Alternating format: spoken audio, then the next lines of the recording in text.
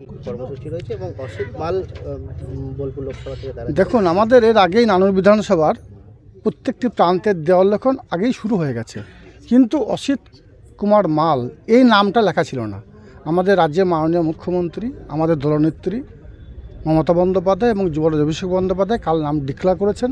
তারপর থেকেই আমাদের বিধায়ক থেকে শুরু করে ব্লক প্রেসিডেন্ট শুরু করে ব্লকের প্রত্যেকটি অঞ্চল নেতৃত্ব শুরু করে সকলে মিলিতভাবে আমরা দেওয়াল লেখনের কাজ শুরু করে দিয়েছি। বিভিন্ন জায়গায় দেখা যাচ্ছে শুধুমাত্র তৃণমূলেরই দেয়াল লেখন ইতিমধ্যে শুরু হয়ে গেছে, কিন্তু বিজেপির যিনি ক্যান্ডিডেট তার কোনো নাম নেই, তার কোনো দেয়াল লিখন পর্যন্ত নেই। অভিযোগ করছে দেয়াল দখল করে নিয়েছে। দেখুন, ব্যাপারটা হচ্ছে 365 দিন আমরা মানুষের পাশে থাকি, মানুষের সুখ দুঃখ আপদ বিপদে মানুষের হয়ে কাজ করি। স্বভাবতই দেওয়াল আমাদের দখলে থাকারই কথা। আর বিজেপির বা অন্য দলে যারা ক্যান্ডিডেট হয়েছেন বা হবেন ভাবছেন, এখনও হননি, তাদের উদ্দেশ্যে একটাই কথা বলবো যে হয়তো বোলপুর বা বীরভূমে দুটো লোকসভা কেন্দ্র আছে বীরভূম জেলার মধ্যে। এই দুটো লোকসভা কেন্দ্রের যতগুলো বুথ আছে প্রত্যেকটি বুথের যদি আপনারা বুথ এজেন্ট দিতে পারেন তাহলে রাজনীতি করা ছেড়ে দেবো।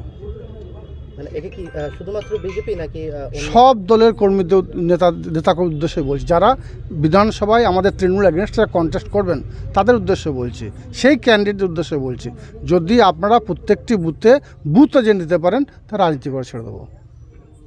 আরেকটা বিষয় হচ্ছে যে সিএ চালু হতে চলেছে আজকে সম্ভবত। দেখুন, তৃণমূলের অস্ত্র, তৃণমূলের হাতিয়ার উন্নয়ন। মমতা বন্দ্যোপাধ্যায় 2011 থেকে 2024 মাত্র কয়েক বছরের ব্যবধানে বাংলার বুকে অভাবনীয় পরিবর্তন ঘটিয়েছেন। বিভিন্ন দিক দিয়ে বাংলাকে অবহেলার কথা চিন্তাভাবনা বা করেছেন কেন্দ্র নেতৃত্ব।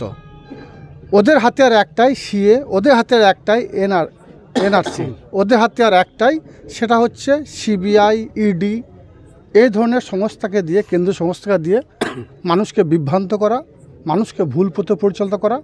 কিন্তু বাংলার মানুষ, সোনার বাংলার মাননীয় মুখ্যমন্ত্রী, মানবিক মুখ্যমন্ত্রী মমতা বন্দ্যোপাধ্যায়ের সঙ্গে ছিল, আছে এবং আগামী দিনেও থাকবে।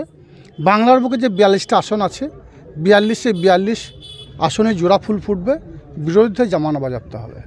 একটা বিষয় ইডির কথা বলছেন, কিন্তু বেছে বেছে তো আপনাদের যারা নেতা মন্ত্রী রয়েছে তারাই কিন্তু জেলে ঢুকছে। এটাই তো আপনার কাছে প্রশ্ন। যদি করাপ্টেড আমাদের দলের নেতা মন্ত্রীরা হয়ে থাকে, তোর ক্ষেত্রে মেনে নিলাম, তাহলে মহামান্য আদালত কেন এখনও পর্যন্ত তাদেরকে দোষী সাব্যস্ত করতে পারলো না? আমাদের বীরভূম জেলার অভিভাবক, বীরভূম জেলার উন্নয়নের কাণ্ডারি, আমাদের রাজনৈতিক গুরু কেষ্টমণ্ডলকে দীর্ঘদিন ধরে জেলে আবদ্ধ রাখা হয়েছে, এখনও পর্যন্ত কেন দোষী প্রমাণিত করা হলো না? মিথ্যা মামলায় আবদ্ধ রেখে রাজনৈতিক ময়দানে জয় করা যায় না। মানুষ নিজের ভোট, নিজের অধিকার ভোট বাক্সে প্রতিফলিত 30 গ্রাম পঞ্চায়েত নির্বাচনে করেছে। যদি বীরভূম জেলার কথা বলি, 167টা গ্রাম পঞ্চায়েতের মধ্যে 161টা গ্রাম পঞ্চায়েত তৃণমূল কংগ্রেসের ঝুলিতে পড়েছে। 52টা জেলা পরিষদের মধ্যে 51টা জেলা পরিষদ মমতা বন্দ্যোপাধ্যায় জোড়া ফুল ফুটেছে এবং 19টা পঞ্চায়েত সমিতি আছে, 19টা পঞ্চায়েত সমিতিতে তৃণমূলের জোড়া ফুল ফুটেছে।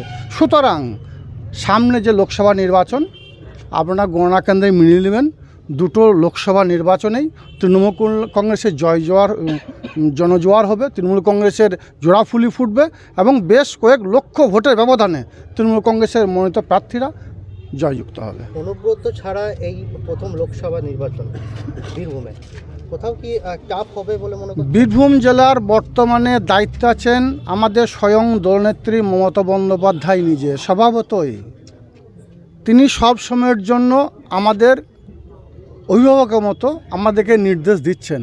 তেনার নির্দেশকে মান্যতা দিয়ে 30 গ্রাম পঞ্চায়েত নির্বাচনে আমরা কিছুক্ষণ আগে আমরা যে কথাগুলো বললাম জোড়া ফুল ফুটিয়েছি।